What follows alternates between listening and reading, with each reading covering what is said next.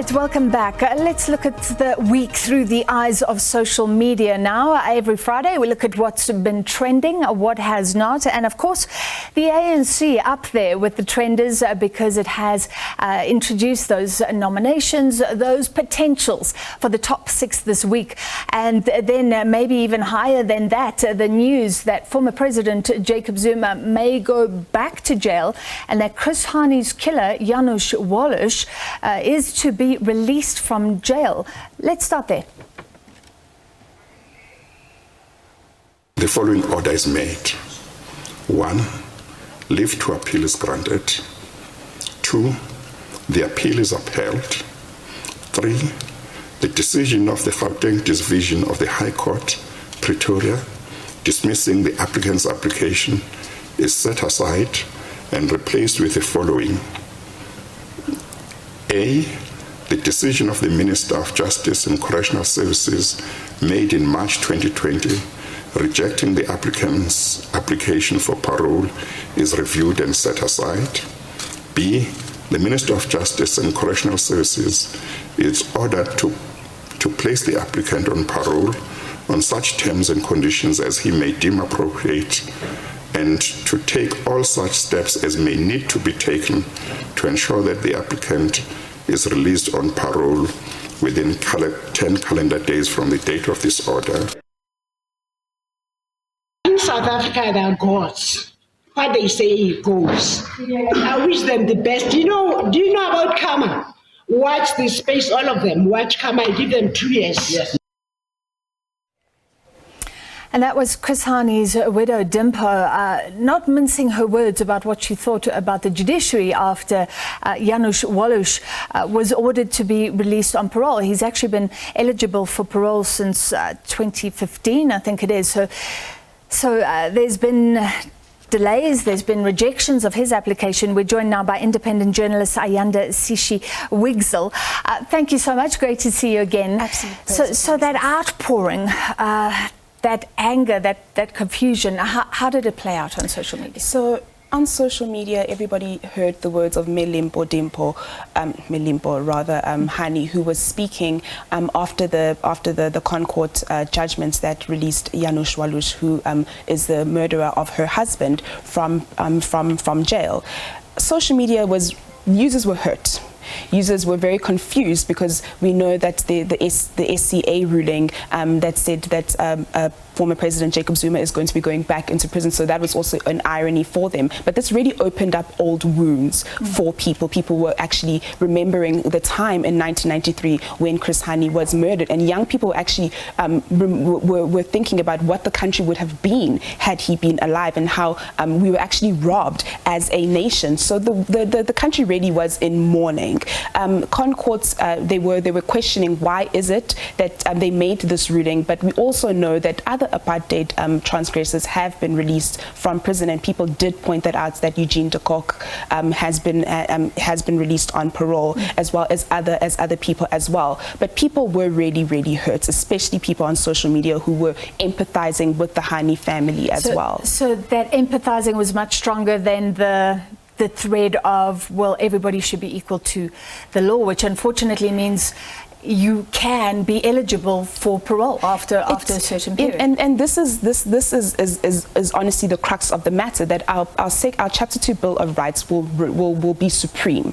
That is what the country leads with, and the apex court as well is the country that does make these is the court rather that makes these kinds of decisions. So at the end of the day, we do need to respect Concourt, but at the same time, people are hurt. Yeah. All right, very quickly, how interested were social media followers in the ANC nominations? The ANC nominations in the top 6 took social media by storm, because people were talking about the fact that there was no gender parity. That was what was the focus of that trend. There was no gender parity. So we know that Nomvule Mokonyane and Phoebe Potgieter were the only ones that emerged in the top 6. And for a deputy post. And for a deputy post, exactly. So that's the trend, that women deputize and men lead in political organizations. We know that in the EFF, they made a correction on on this when the top 5 leadership of the Eastern Cape was actually all men. They came in there and they changed that leadership. So now we'll see in the African National Congress whether Lindiwe Sisulu and Nkosazana and Dlamini Zuma will actually emerge on the floor or not. So there's no hope lost as of yet. But what we're seeing now is that women are clearly left behind when it comes to leadership in political parties. All right, interesting. So that was the strong thread there.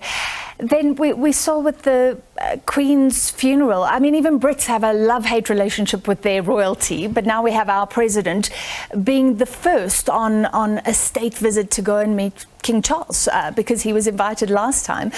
Tell me first let's bring that up for you.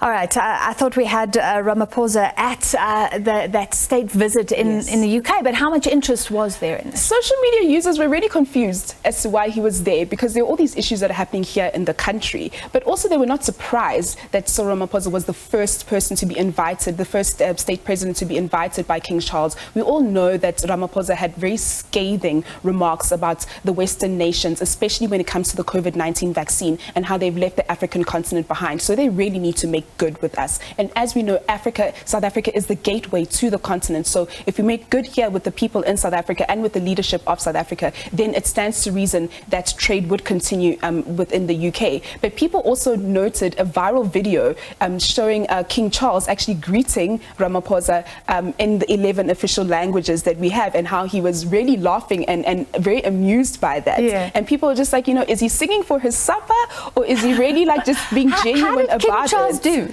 I don't think he did very well at all. Obviously he wouldn't, because he doesn't speak these languages as So it was more of an attempt. It was more of an attempt, but a respectful attempt at that, and we'll give it to him. But people are really not amused. People are asking for reparations, as is the case, and saying that, we need to return the Cullinan diamond. We need to return the wealth. I was going to say, how many people were saying we need the diamond? Yes, that was what was trending on social media, saying that the president needs to go there and actually ask for the wealth to come back into the nation. But instead he is laughing with the person who's actually responsible for colonialism and responsible for the degradation that we actually see on this continent right now. All right, let's end with another big one, because we're running out of time. So Janusz Walus being released, then the news that it's now up to the National Commissioner again to decide whether the time that former President Jacob Zuma spent on parole before or on medical release should be counted or not, not agreeing with that decision in the first place. Given the explosiveness of what happened the first time round, the protests that we saw in relation to the former president going to jail, just tell me how that played out and how you think it could play out. People on social media were very concerned about whether or not a repeat of the July riots are going to happen again if the former president goes back into jail. That was the common thread that was happening. But also people... And those riots largely fueled by social media. Do you agree? Absolutely, yes. They were largely incited on Twitter and on Facebook, primarily to people who are in KZN and here in Gauteng. That is where the trend was, that's where the riots were primarily focused on, and that's where the incitement, actually, if you look at the trends, the trends map, it showed that Johannesburg specifically was where the trend was working the most in terms of incitement, as well as in eThekwini in the geographical areas. So people are really concerned about what will happen should the former president go back into jail. Right now, as it stands, the decision is now back with the correctional services, and we'll see from there what will happen. But the irony that people were noting, that Janusz Walus is actually leaving jail, and a freedom fighter, former President Jacob Zuma, is going to be entering into prison. And people were just noting that justice truly is blind, and it does not see anybody but those who can actually afford to be given justice. That is what the narrative was going through social media, that there are some people who can actually have access to justice, and there are others that can't have access to justice. And what does that look like in a country like ours, where majority people are black and they are poor and they can't have access into the economy, and they're seeing their heroes and the people that who've actually fought for their freedom going into jail? So that is the narrative that was going on Facebook and on Twitter, that people were really, really nervous, but also noting the irony of it. All right, and both of them will still play out. We're waiting for a decision on the one hand from the National Commissioner. We're waiting to see if that continues in the courts, and we're waiting for a release date and to see under what circumstances Janusz Walus will be released. Thank you so much, as always, independent journalist Ayanda Sishi Wigzell.